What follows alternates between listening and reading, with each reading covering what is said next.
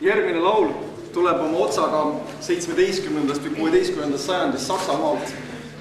On tuntud seal nime all Gedanken sind frei, mõtted on priid. See laul sai väga tuntuks just 1848. aasta Saksamaa revolutsioonide ajal, kui seda üliõpilasorganisatsioonid laulsid, sealt kandus ta ka Tartusse ja eestistati. Ja lisaks väga hea meel teatada, see laul on ka veel Tartu Ülikooli ajaloo osakonna üliõpilaste hümn ja seal on Jüri, seal on Priit ja siin seisan mina ise, kes me õpime ühel kursuse peal alates 99. aastast ajalugu ja seda laulu laulavad ajalooüliõpilased kell 12 hümnina püsti. Ja Indrek muidugi ja Anto muidugi, aga nad on ikka vanemad.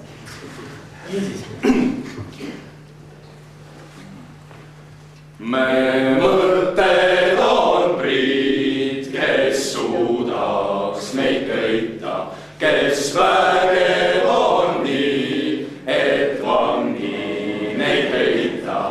Ka vanglas ja vaevas meil lahti on taevas, kõik võimsad me nii.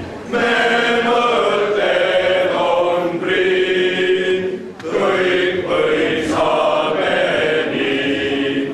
Me mõtted on Priit, on elada rõõm, kes päikese kulda ja harida rõõm, maa ema, kes mulda ja kannatust kanda ja ohvriks end anda, kõik võimsad me nii. Me mõtted on Priit, kõik võimsad me nii.